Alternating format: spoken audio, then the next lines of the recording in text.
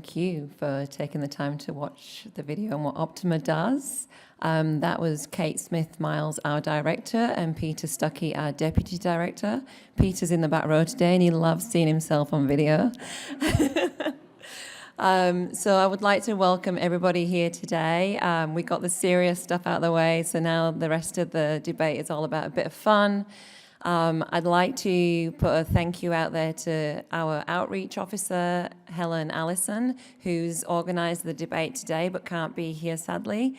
I'd also like to thank you to our Optima members that have agreed to be part of the debate panel. We really appreciate the time and effort it's taken.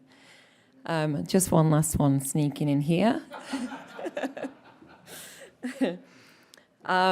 We have an afternoon tea after the debate, so please stay behind and come and chat to us about optimisation or anything else you want to chat about. I'm Charlotte Hurry. I'm the Optima business manager, so I'm happy to talk about anything but optimisation.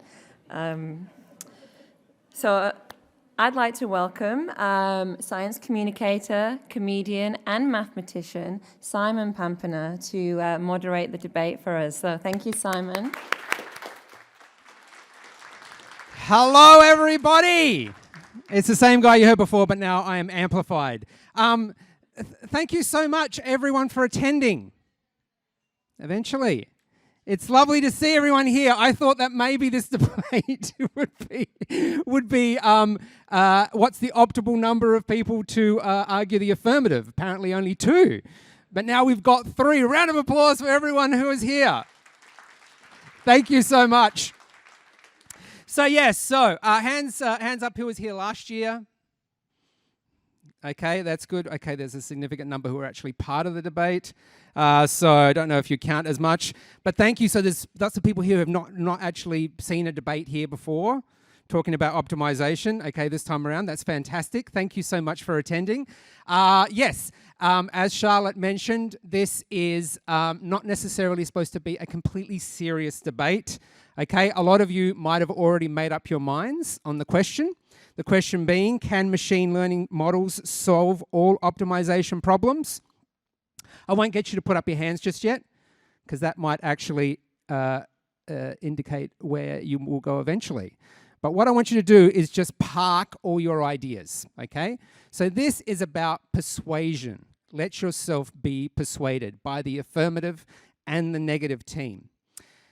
Before we get too far ahead, I would like to first acknowledge the land on which we stand. We are standing on Wurundjeri land of the Woiwurrung language group, and I want to pay my respects to traditional elders past, present, and emerging. I think we can create an optimal society by including our Indigenous people in all parts of our lives. Okay, so I will be moderating this debate. But the engine of this debate are these wonderful speakers that we have here. So I would like to introduce them to you before you hear them speak. We have first speaker for the affirmative team here on the left. We have Yizhen. She is a PhD student at the University of Melbourne, specialising in optimisation. We also have, as the second speaker, we have Gleb. He is a researcher in combinatorial optimization. Can I hear a yeah for combinatorial optimization? All right, you got your people here, Gleb. Also, part of the adjunct faculty at Monash. And last but not least, we also have Ariel here, Director of Monash Energy Institute and Professor of Sustainable Energy Systems at Monash. Big round of applause for our affirmative team. Lovely bunch of people ready to persuade you. And for our negative team, arguing that, in fact, machine learning models are not able to solve all optimization problems, we have first speaker, Hamida, a senior optimization expert and supervisor at Capstone at Uni Melb. We also have Henk in the middle, PhD student at Monash with interests in optimization. And third speaker, Savandi, is a senior research scientist at CSIRO's Data 61. So big round of applause for our negative team. Okay, because people like structure here, I'm sure we are all into structure, yes? That's good. Thank you.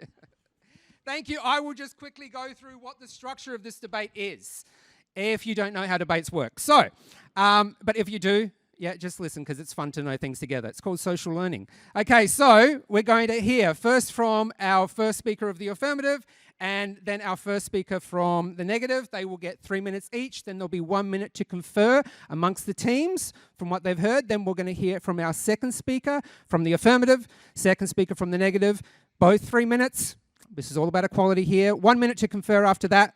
And then we'll be hearing from the third speaker from each of our teams. 3 minutes again. Then, all the things that you've listened to, all the things you've gone, oh, I don't know about that. Oh, I want to know a little bit more. You will have a 10-minute period to ask questions. This is a very thorough debate here. We really want to get to the answer of our debate question. And also, we are going to be asking each individual speaker to ask a question of another individual speaker. So this is going to be a combinatorial problem. So the first person. So basically, in the end, there will be no choice.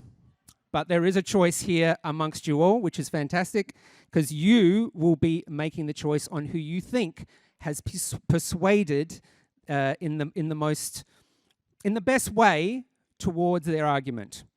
After we hear from those questions, there will be a final talk for 2 minutes from the affirmative and then the negative, and then that's it.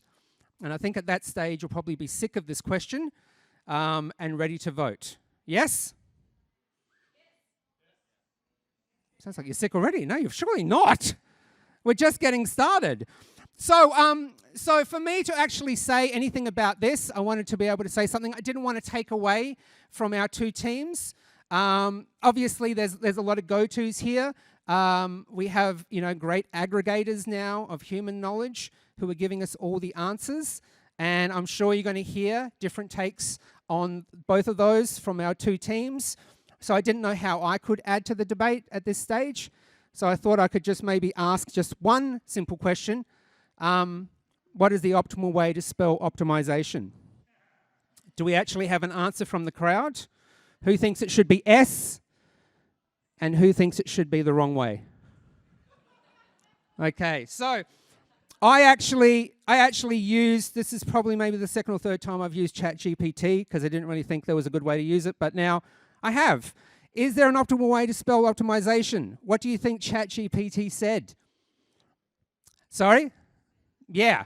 No. There isn't necessarily an optimal way to spell optimization because it depends on the variety of English you're using.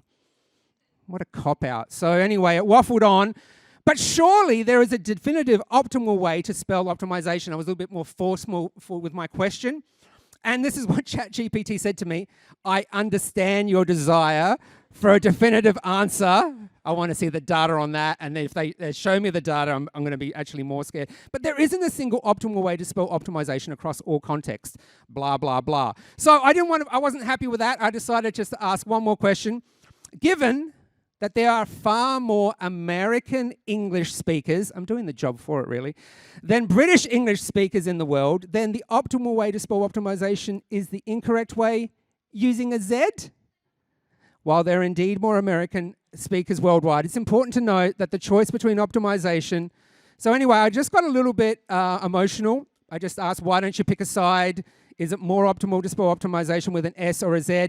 I didn't really construct my sentence because I got a bit too heated about it. But finally, ChatGPT does not want to make an answer known. It basically just copied and pasted what it said before. So, is the answer decided? Obviously not. I don't know what's going on here. I am not the expert in optimization, but thankfully we do have experts to convince you of either side. So, are you ready to start this debate? Please give our speakers some energy.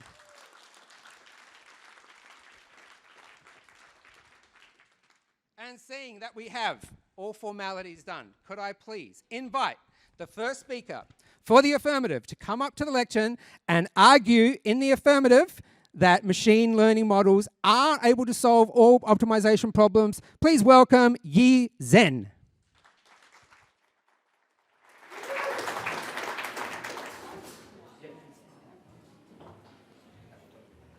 Well, thanks, Simon. And actually, what's the optimal way to spell optimization? It's not an optimization problem, because we didn't tell ChatGPT what's our objective.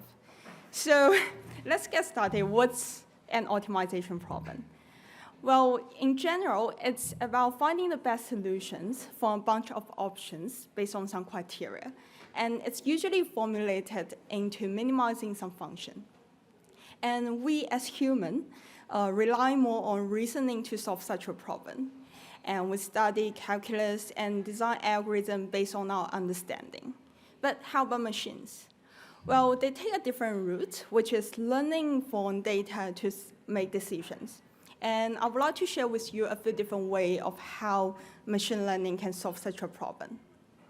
So one straightforward way is to train a machine learning model with similar optimization problems and solutions. Say, for example, we want to minimize x squared plus 2x.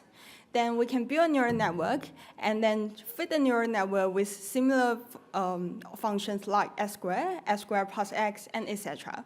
With enough time and data, the neural network can surely find the optimal solution. But what's even cooler is that machine learning can also create algorithms to solve the problem. The train optimizer can actually outperform our manually designed algorithm. And this is super useful when we need to perform a certain type of optimization that is hard to solve by classic methods, like many non-convex optimization problems in engineering. Now, some might argue that this really relies on the pre-computed training data, which means that machine learning cannot solve the problems if the similar problems haven't been solved. Well, it's actually not the case, because we have this thing called reinforcement learning, which is basically finding the optimal solution by continuous learning from interaction. And that's what happens in the case of ChatGPT, but AlphaGo.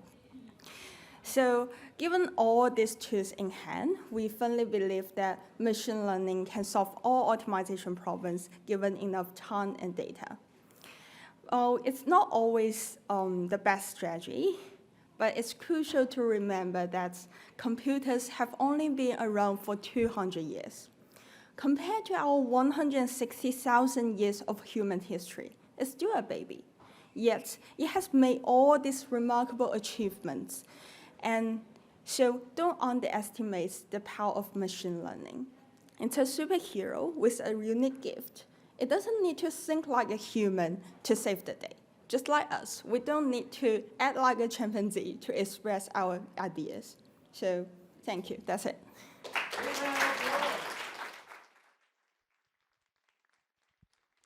Off to a flying start. Thank you so much. Okay, are you being convinced towards the affirmative? I love the introduction. Just by defining things as not being an optimization problem, surely works in your favor. Is it all about definitions from the affirmative team? Reinforcement learning,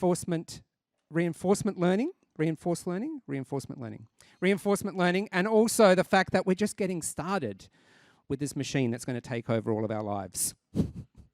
Sorry, I don't mean to be ominous. So anyway, we've heard a great opener from the affirmative. But now, to start the debate in the negative against this question, can I please invite up to the lectern Hamida from the negative team.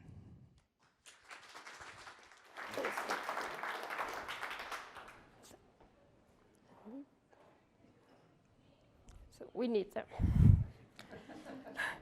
Thank you, everyone. So let me start by proper definition of what is machine learning, what is optimization.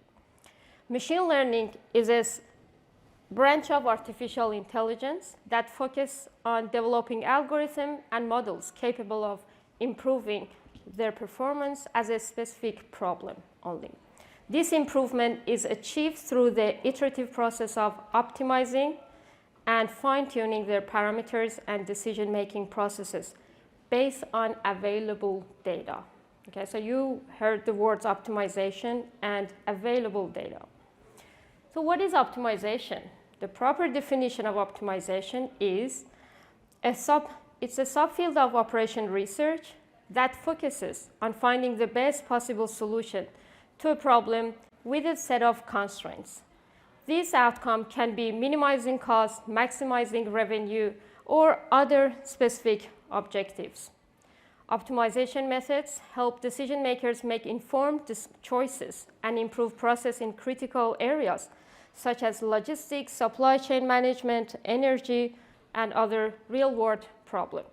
So why we believe machine learning cannot solve all of the optimization problem? There are many, many limitations with machine learning at the moment, and we think if they continue this way, we'll continue. So I bring up only 3 limitations, which are very critical. The first one, lack of guaranteed with optimality. Machine learning algorithms typically provide heuristic solutions and may not guarantee global optimal. This is very critical in some applications in medical domain, in space, in defense area, for example. The second limitation, data requirements and generalization. Machine learning algorithms heavily rely on data, and when we don't have those data, or even if the data are biased, we cannot rely on those decisions. So that's why the traditional machine optimization gives us a better and reliable solution. And the third limitation, we cannot interpret or explain the result of these machine learning algorithms. Black box nature of many machine learning models, making it challenging to understand and justify their decision. So I'm going to show you one of the very simple problem that is a classical optimization problem called bean packing problem. Given the strawberry and blueberry here, I put them in 3 different glasses here. Can we find a solution? I pack all of these into the minimum glass here. So as an experiment, what do you suggest? I start to put these here. So I put here, there we go. So with machine learning and optimization, both of them we can experiment and find these 2 are the minimum bin that we can have, the minimum glass that we can have. Oh, wait a minute, we changed the constraint. You can pack these while you're eating in 15 seconds. So now you need to decide which one. Am I going to eat strawberry or blueberry, or I'm packing in 15 seconds? Do you think this machine learning can do that? Wait until the minutes to see. They need to collect the data for all of these. And even at the end, they cannot guarantee this is the best. Machine optimization can do that. Thanks. All right, big round of applause. Okay, so we do need to quickly mention, for an optimal debate, we need to have an adhesion on the time limits. So I was over 3 minutes. So, sorry. If it's over, it's over. So, so in actual fact, what was happening here with the fruit happened over the 3 minutes, but I'm going to be a little bit loose with it. If you felt like that was actually worthy of it, then you can put that as part of your calculus. Who doesn't like blueberries? That was a rhetorical question. Okay, so anyway, you have heard the first volleys here in our debate from our first speakers. What I'll be doing also is, for our second and third speakers, I'm going to just say 30 seconds for the final 30 seconds of your 3-minute allotment. So please take a minute now to just confer. You can make some communications. We will just have a chat. How do you think we're going? Yeah? Are you hearing the arguments that you want to hear? Yeah? You're not. You don't look very convinced. We've got an interesting, I just had an interaction with one of the members of the audience over here. Someone had a fantasy football situation going on, not using optimization, just using gut. Yeah? What does that say about optimization? Obviously, it doesn't work. Or maybe there's just the thrill of winning. That's what it is. He's agreeing with me. Thank you so much. So anyway, we're seeing that even amongst experts, you're an optimization expert, you're studying? Yeah, it's like just being coy. Why not? We can say that we are in this room. Still, non-optimization methods are still attractive. Interesting. Okay, are we all ready? Are we ready to go on to our second speakers of this amazing debate that we're doing? Can we please have up for the affirmative team? Can we have Gleb come to the lectern and convince us of the affirmative? Machine learning is still a baby. As already mentioned, it requires a lot of data. So to learn what is a dog, machine learning requires 1 million of pictures. But it is also an advantage. So machine learning algorithms can process a lot of data. So let's see if we can do something with it. And also, as mentioned, current machine learning cannot generalize. It cannot think high level. So if we combine the ability to process huge amounts of data with the ability to generalize, then we obtain something superior, a new superior kind of intelligence. And on the technical side, there is a lot of potential for that. So artificial neural networks operate with thousands of neurons. But estimates for human brains say it's hundreds of billions of neurons, which is 8 orders of magnitude larger. So imagine that we bring the algorithms to that degree. And so that's some general observations. Let's come to a concrete example. So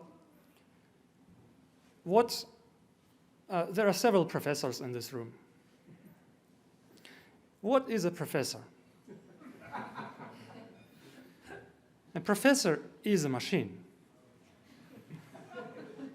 A professor is a learning, teaching, problem-solving, and publishing machine.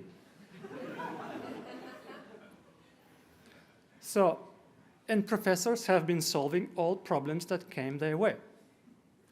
Okay, you can say past performance is no indicator for future performance. But they have even solved unsolvable problems. So this is an existing prototype, right, of what we are looking for. So we just need to explain how they learned to do it and put it into an algorithm. And transfer it to an artificial device. And professors even have to explain how they solve. So that's the question with explainability. Thank you.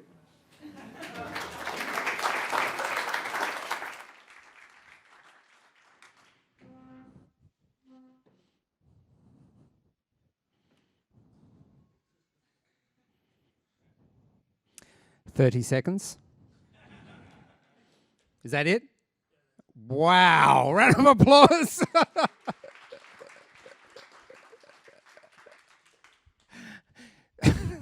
Arguing with an optimal amount of time. So this is what's happening. So now it's like there's going to be like a decreasing. Everything's going to be monotonically decreasing. Sorry, professors in the room, is it okay that you're getting characterized as machines? Hands up, professors.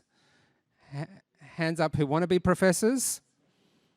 Yeah, is that okay to be called a machine?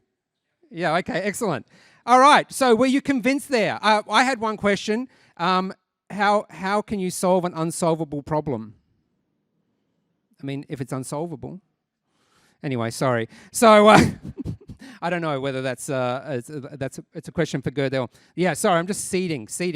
Okay, so that was another fantastic speech we've had. For the affirmative, can we please have a response from the negative? Please put your hands together and welcome up to the stage, Henk.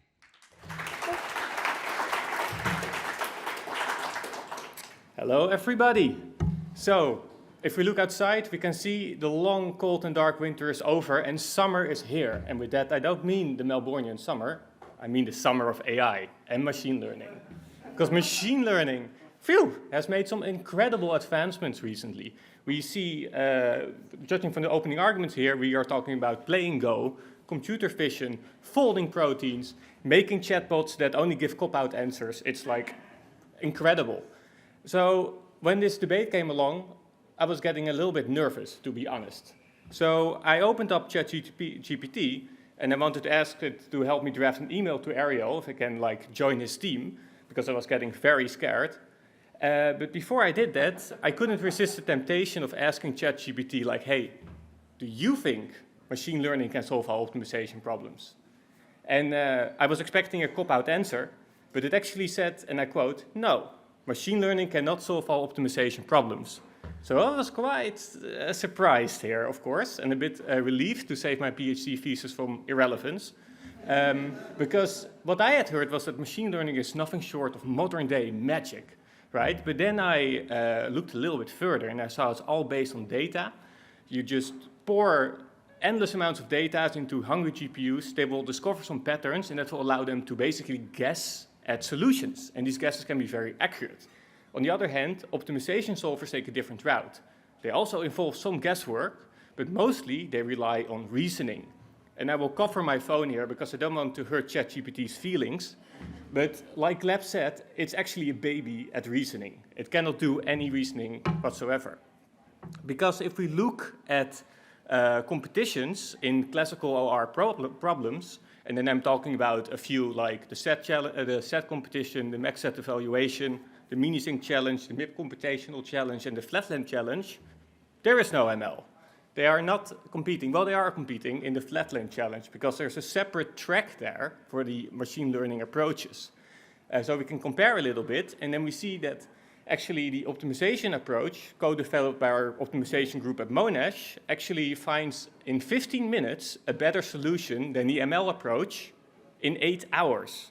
So there's like a huge gap there. But so that is why I think that at least today it's very clear that guesswork cannot replace reasoning, and so machine learning cannot replace optimization solvers. That is, thank you, that is today. Maybe tomorrow, like Gleb said, the artificial intelligence models will grow up and they will improve, right? Maybe in next year, maybe when Melbourne has 3 nice days of summer in a row. Maybe that will happen. Right? But even then, we might not want to replace optimization for machine learning models. And that will be the subject of our first speaker. Thanks very much. Wonderful. Thank you so much, Hank. Okay, so I'll get you just to confirm that we've heard from the second speakers. I'll give you about a minute. That was a great speech as well. I think everyone's getting going. This is exciting. So we heard from Hank. He didn't want to upset ChatGPT, and you all laughed. That wasn't a funny thing. You don't want to upset ChatGPT. They're listening, and one day everything is going to be settled. So just be nice to ChatGPT, and if it doesn't give you an answer you don't like, don't just say, oh, thank you. Okay, so it's basically, but I do love the argument there. I don't know what you've got against Melbourne summer. It's great when we get it. And also we're just hearing the argument again of guesswork versus reasoning. And there is a time element here. Right now it's not possible, but will it be possible? Have you had enough time? Are we ready for the closing arguments? Sorry, not the closing arguments. The third speakers for the affirmative. Can I please invite up to the stage Ariel?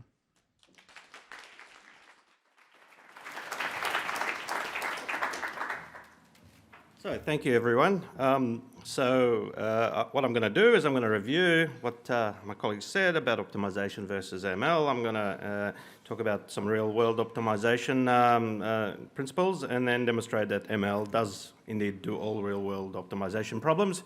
And in fact, optimization doesn't.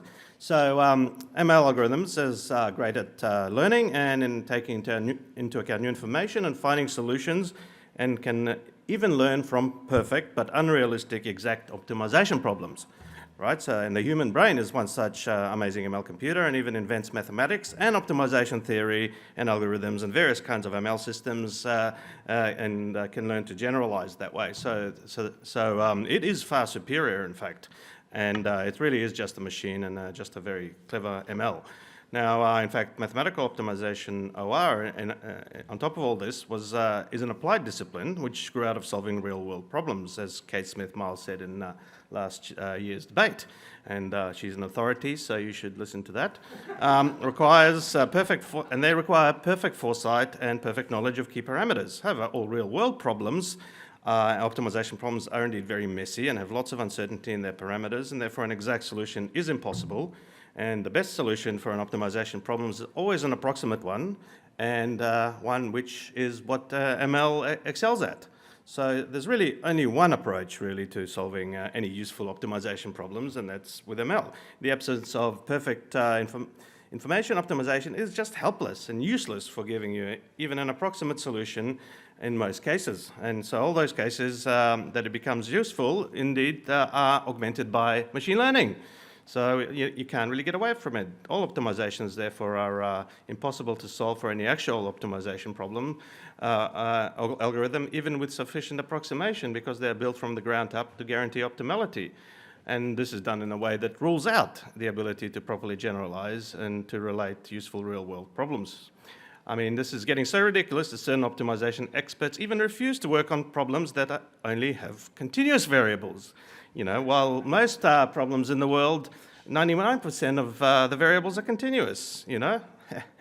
And if you think that's bad, you know, I have some colleagues who refuse to work on problems that have any continuous variables at all. I mean, they dress it up in this ridiculousness in fancy names like constrained programming and multi-agent pathfinding, which seem to only be useful for evil empires like Amazon in their world domination and dehumanization strategy through the deployment of medium-range automated warehouses. So in conclusion, not only are optimization algorithms a tool for world domination by evil empires, but they're also completely useless for all important optimization problems on their own, while ML can do it in its sleep, and usually does, and even sometimes comes to the help of those so-called exact optimization methods. So QED. Thank you.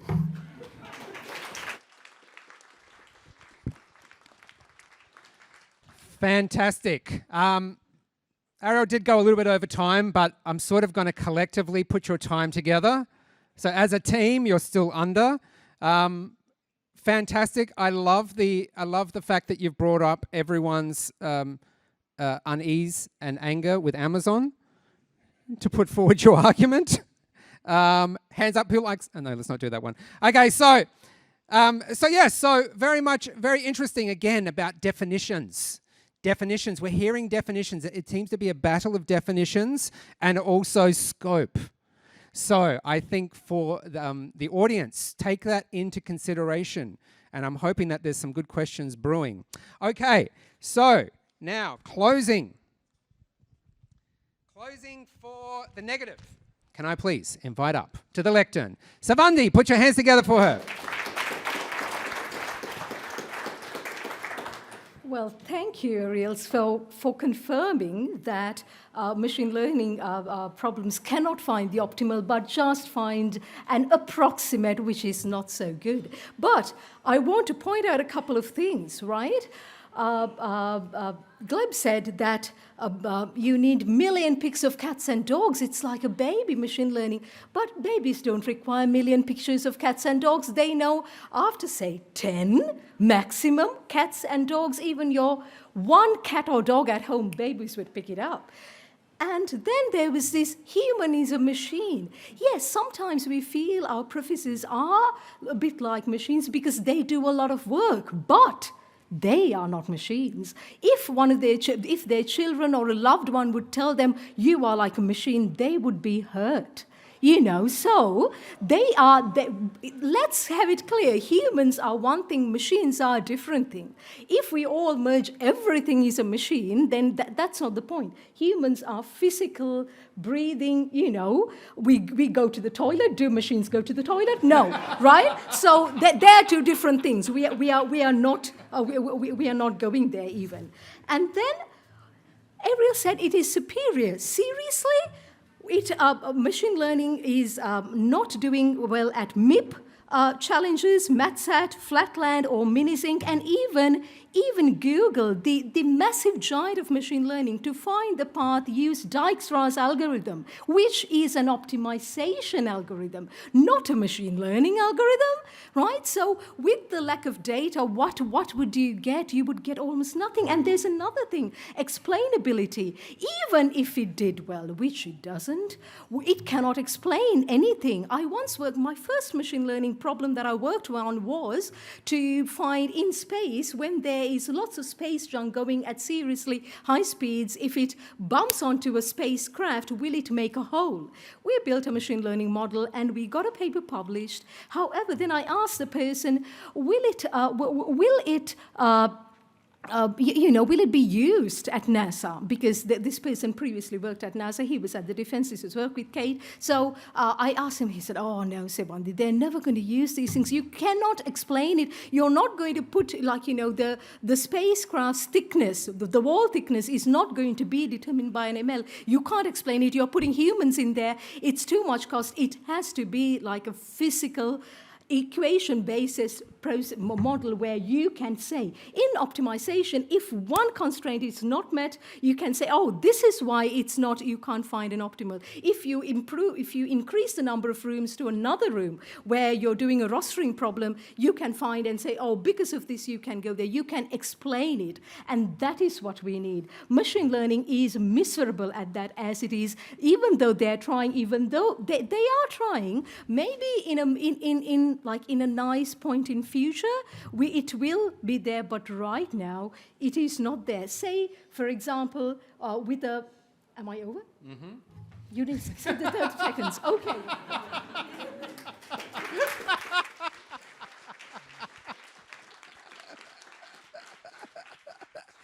I'm sorry, I've changed the rules because basically I thought you were on a roll and I was going to let you go. But anyway, big round of applause from both teams. Thank you for stopping on a dime. That was amazing. We've heard two fantastic teams here. Sevandi, I think, is probably made an impact there, shaming machine learning for being a slow learner. That might be a convincing thing, seeing as that it's not a human because it doesn't go to the toilet. So that seems to be a very good argument. So now what we're going to do, you've heard these two teams make their arguments to you, but now I want you to experience them asking questions of one another. So what we're going to do is we'll start here. So if you would like to, you're able to choose one member of the affirmative and actually ask a question, and they will need to answer, and then that person can then choose someone else in this team. They need to answer, and we'll go back until we've exhausted all speakers. Is that understood? And then we're going to open up to the crowd. Is that good? Yes. Okay. Please. Now, also, your answers must be within a strict 1 minute time frame, please. Ask away. So, Ariel, I was interested to know the relationship between the main question that we have here. We're claiming machine learning can solve all optimization problems.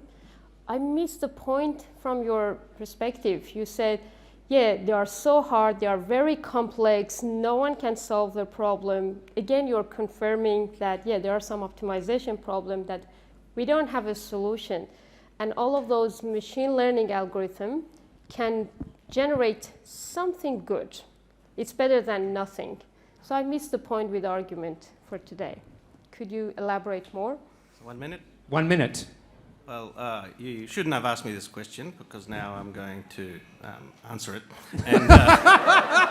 And I'm not just trying to fill up time.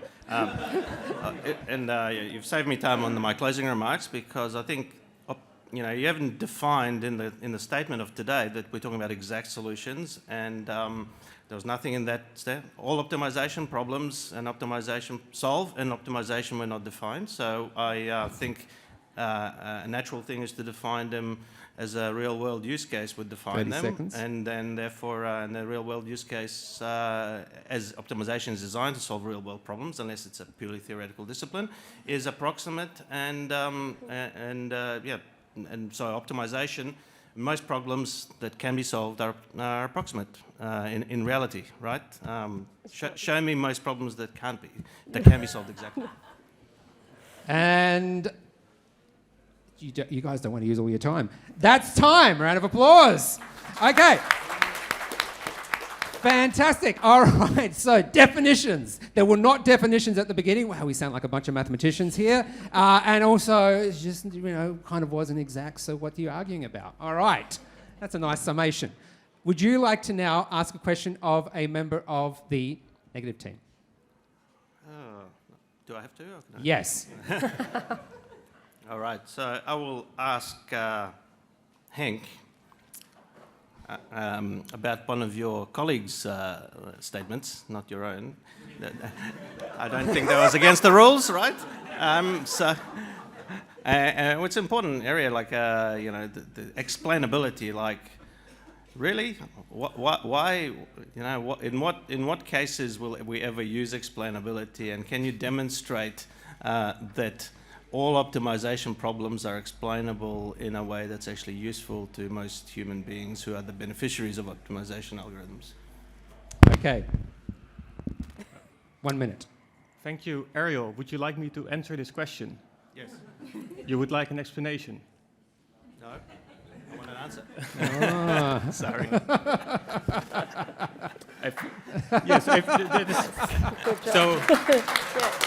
To that, the answer is yes, we want explanations. The explanation of that is that there are many cases where machine learning only acts as a black box. There are real cases where people have applied for bank loans and have been denied. And they have not been granted any explanation of why this is. 30 seconds. For instance, is this part of, is the income their problem, right? Or any other factors? In Europe, actually, the GDPR establishes the right of any EU citizen to have an explanation. So with that already set in law, I think this is actually a very important point of my colleague. Okay, that's time. Thank you. All right. Things are heating up. That's a really great response. Okay, Henk, could you please ask a question? It needs to be someone else that we've heard from. So if you can ask your question, please.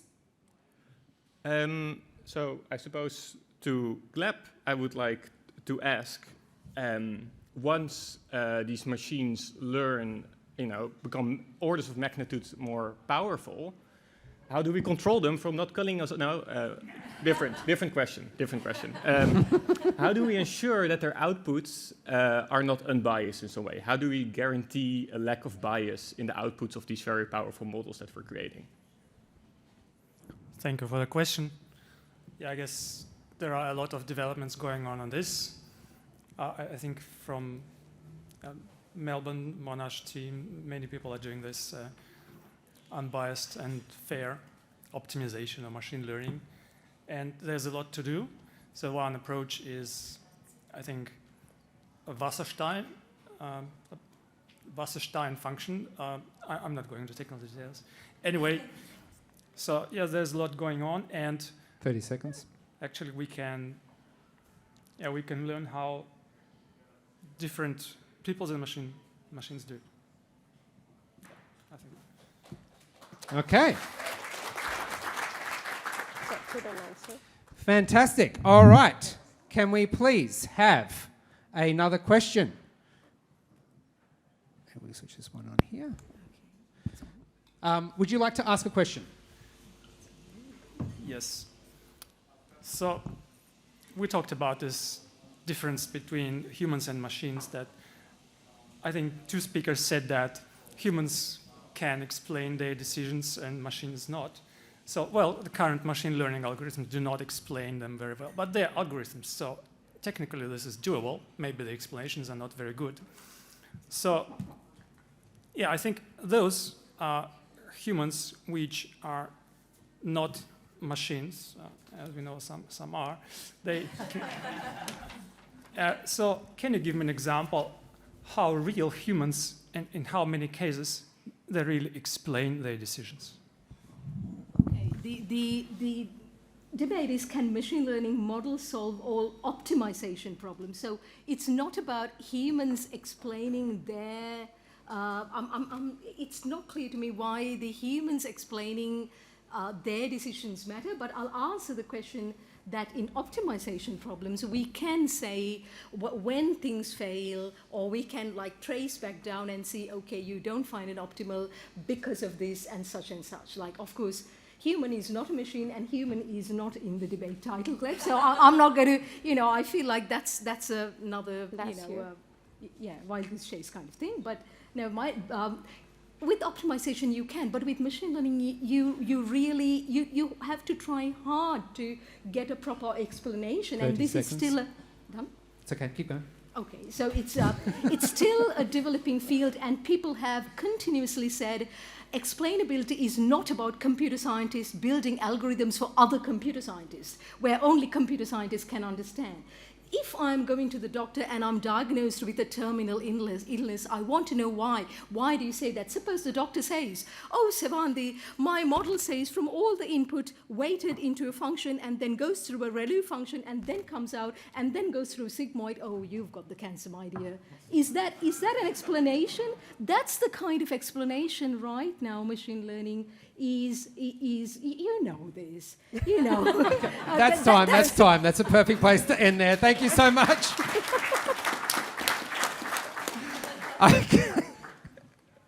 Okay, are we all good? Okay, we are going to have one more question. So, Savandi, could you please ask a question? Yizheng, you'll be answering this question. So, please go ahead. Yes, you talked about the reinforcement learning, and then maybe without data. But then I want to know how you are. How kind of, without my understanding is with the reinforcement learning as well, you kind of create the data as you go, right? So you are in a way creating data, and that depends on the system you're putting in. Wouldn't that also be, in a way, not getting the real data that Ariel speaks about? Yeah, I mean, the reason why I talk about reinforcement learning is in the case of we don't have pre-computed data, then we can create the data by ourselves. Like the machines can create the data by itself. And yeah, that's the answer. And can I add something more? Because thank you for your previous answer, that you do agree that we are debating today whether machine learning can solve all optimization problems. And then you ask the machine to provide explanation. That's a different problem, right? So it's not fair for the machine learning to provide an answer while you're asking it to provide solutions. So, well, it's just the thing that we are not approaching the problem the same as the machines. So the machine can provide the solution in a different way, and it can. Yeah, that's it. That's time. Thank you.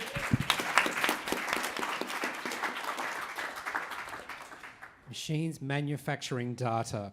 Is that problematic just for me? All right, thank you. And also we're hearing more about the scope of this question. Is explanations, can you see explanations as part of this debate topic? We're hearing some great, you've had your time. So,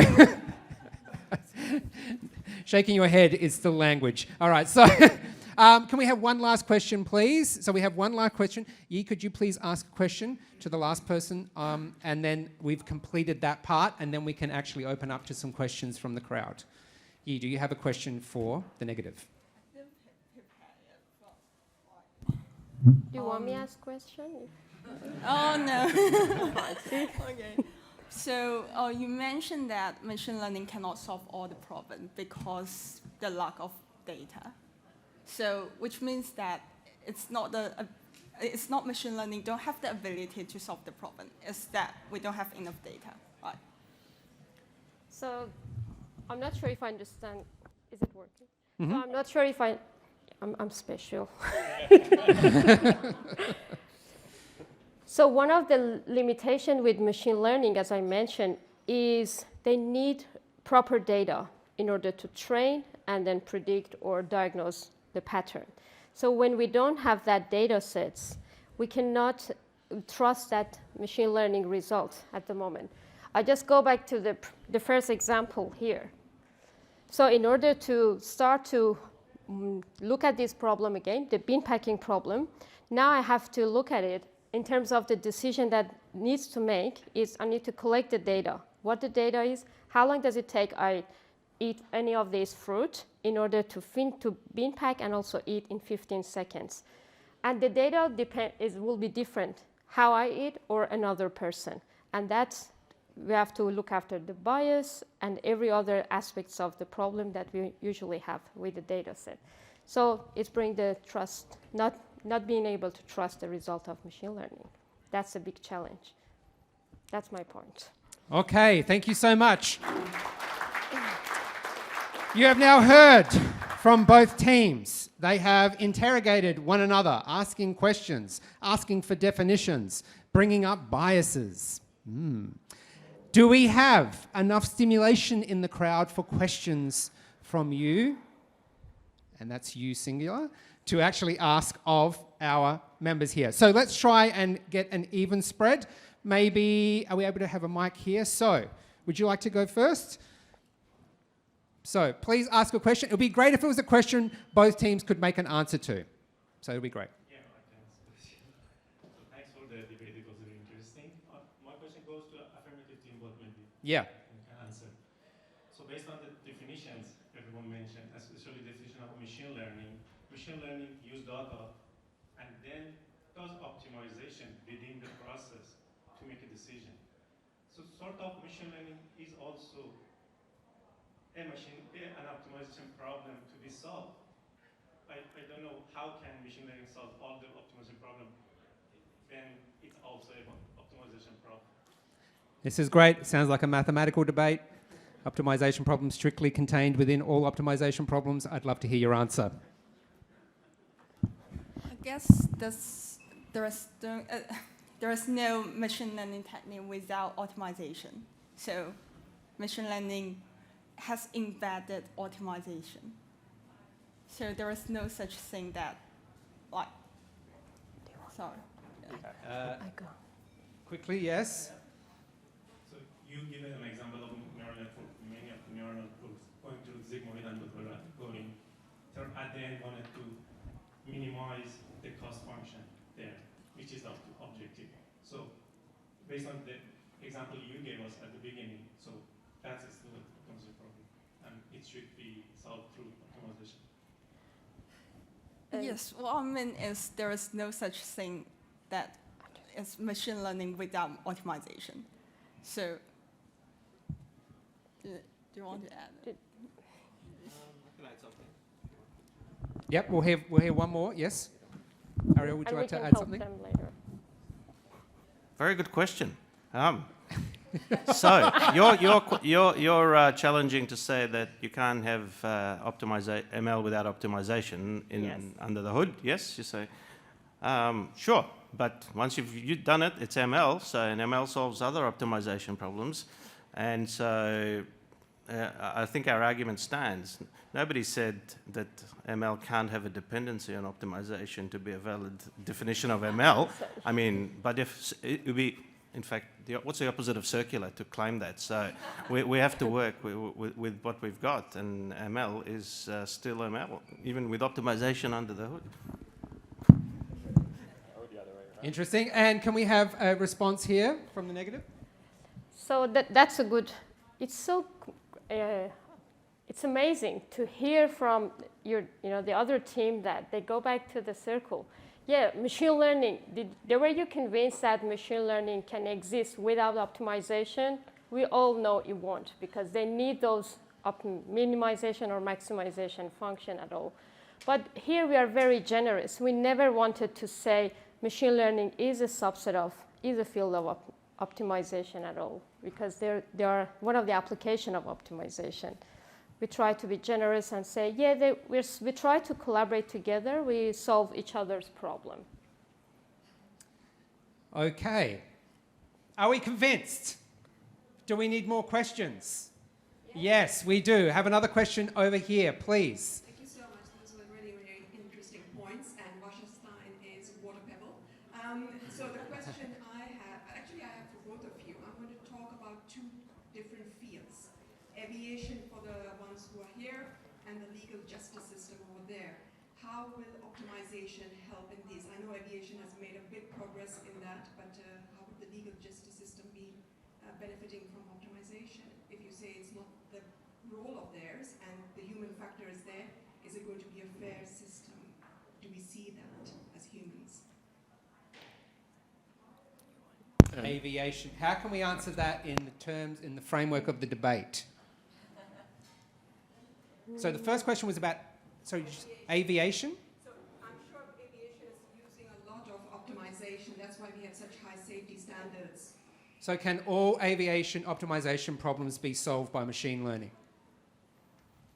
Sure, they can. It just depends on how many air crashes you're okay with, I guess. What is optimal? There's just been a news article in the New York Times that there's actually a lot more close calls in the aviation industry than we actually know about. So in that sense, I think relying on more machine learning there that adds more noise and less guarantees is actually a really bad problem. On the other side of things, in the legal system, the first lawyer that used ChatGPT to write his opening statements has already lost his license to practice. So I would put my money more towards optimization and having guarantees. At the same time, sort of harking back to the previous question, I do see a lot of benefit to combining machine learning and optimization. Especially if we can improve the guesswork component of optimization solvers by using machine learning, that is great, because then we don't lose those guarantees that we rely on. Okay, so let's remind ourselves how many crashes were there when people tried to learn to fly. That was because they did not didn't use machine learning. And the same is to a legal system. Thank you. That was funny. So there'll be no more airplane crashes at all because of machine learning. Is that what we can draw from that as well? Orders of magnitude less. Okay, so so we've got that, and also can we answer for justice as well? If you'd like to make a point of that. Yeah, there were machine learning systems used, like Compass, where you have a person and then say, will this person reoffend or not? And what they found was, like, black people, this was in the US it was used, and they found black people were more they said, the model said they're more likely to reoffend, and obviously it was wrong, because it was drawing upon the suburbs that they had lived, all kinds of unfairness issues and biases creeping into the model that is there.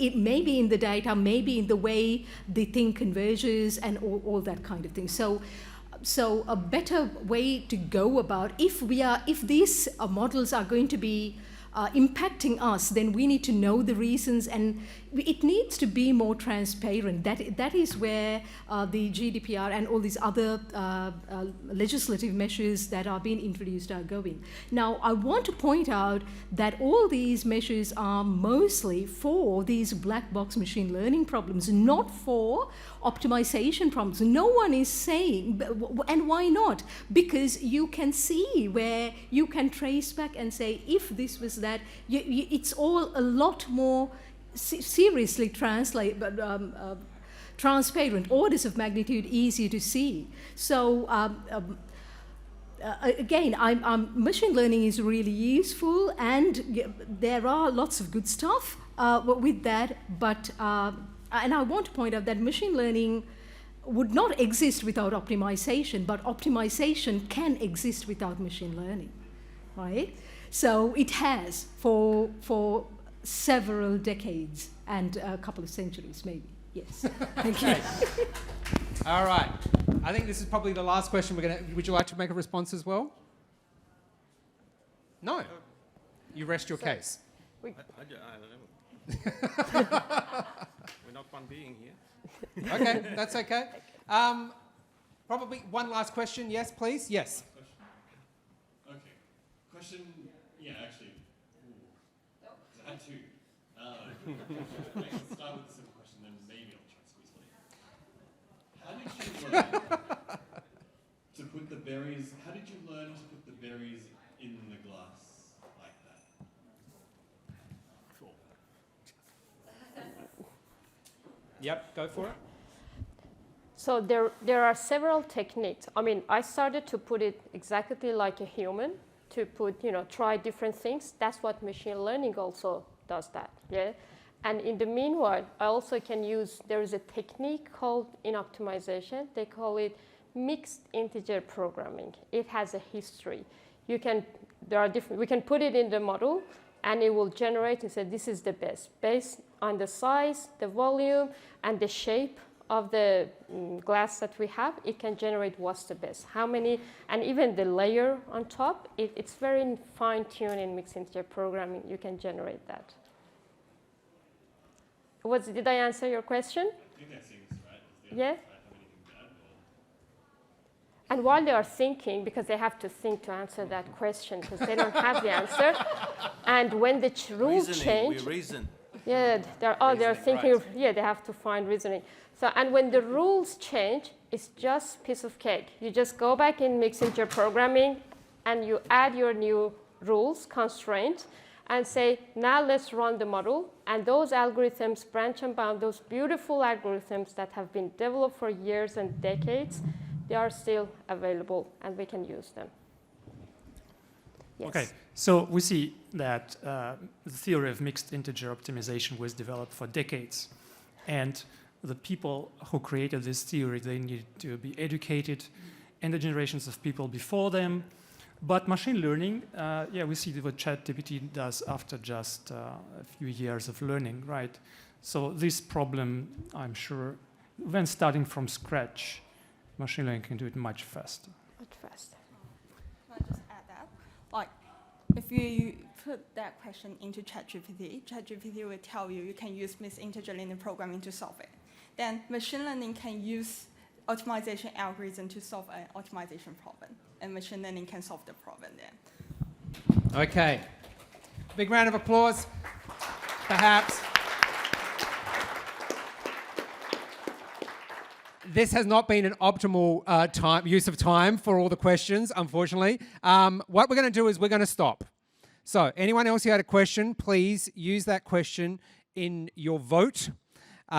We are going to now please ask. I'm just going to ask for like a 1 minute. Is that going to upset people? Can you just do a 1 minute roundup? Yeah? So this is the final things that you will hear from both teams to finally convince you. As we actually are starting to lose people from our crowd, we need to get this thing on time. Oh, it's nearly 3.14. 3:14, please. Can we hear our closing remarks from the affirmative team? All right, so I'm starting to feel bad for the negative team. I almost don't really want to do this, but okay, so but just to sum up, optimization can solve some problems exactly and some not at all. Like bringing in new information here, sorry. ML can solve all optimization to a useful precision. So, in recognition of these facts, we heard a lot of desperation from the team for the negative. They started bringing in explainability, speed, even exactness, none of which was in the thing. So, 30 seconds. They really just desperate, and that's because they know they're wrong. So, useful optimization, is my bias. So fair enough. Maybe I'm, biased there. But maybe data is intrinsic to bias. So, finally, I mean, like really, the whole argument about data is ridiculous. I mean, what you're telling me that an optimization problem, even an exact one, can do it with no data? I mean, you've got to have data, right? So data is it. Like, That's time. It's just that it's more useful the more data you have. All right, big round of applause for the affirmative. All right. Desperation. Okay, so can we hear closing remarks from our negative team? You have 1 minute. Yeah, I mean, really, I think, anyway, so, so we saw several issues with if you don't have enough data, how machine learning problems are going to do badly, and then there's lack of data. The affirmative team says, okay, machine learning can create the data and then give the data. That's a little bit like a dictatorship, right? You create the data, you train the model. No, it's not all that great. But we've shown that machine learning models cannot solve like the MIP challenge, MathSat, Flatland, and all these challenges that are falling short. And the teams that are winning are the optimization groups. Google has an optimization group, OR group. Why? Google is using optimization, Dijkstra's algorithm to go from A on B. If machine learning can solve all optimization problems, surely Google would do it. You know, we know that it can't. But deep inside, what time? That's time. Okay. All right. Have you heard enough? Can I hear a consensus? Yes. Do you have enough data to now make a decision? Do you need time to discuss amongst yourselves? Do you need time to quickly check with some of your favourite machine learning online tool? No. Are you happy to make a decision based on the fact that you are not machines? Yes. Do we feel comfortable with that? Do you feel comfortable with that? Oh, wow, this is fantastic. The first time they've agreed. You have heard two fantastic debates. They have frayed at the edges of this particular topic. They have chosen to change definitions, alter definitions. They're trying to persuade you. And now we will see how well each team has succeeded. So, are you ready? Could you please show me in an old-fashioned hand up, and it's only one person, one hand, okay? Don't change the definitions on me now. Please hands up who felt that the affirmative team has won the debate that machine learning models can solve all optimization problems. Okay.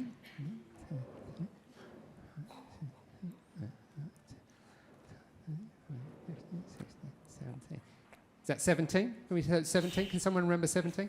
Okay. Can I now have a show of hands of people who do not like being asked to put their hands up? Okay, one person. I'm going to two people. Okay. Can I please have a show of hands who believe that it is the negative team who have put the case forward that machine learning models are not able to solve all optimization problems? 1, 2, 3, 4, 5, 6, 7. You don't need to count. Yeah, I know. This is theatre. So, oh, look, I've gotten to 18 optimization problems solved. Can you please put a big round of applause together for the negative team?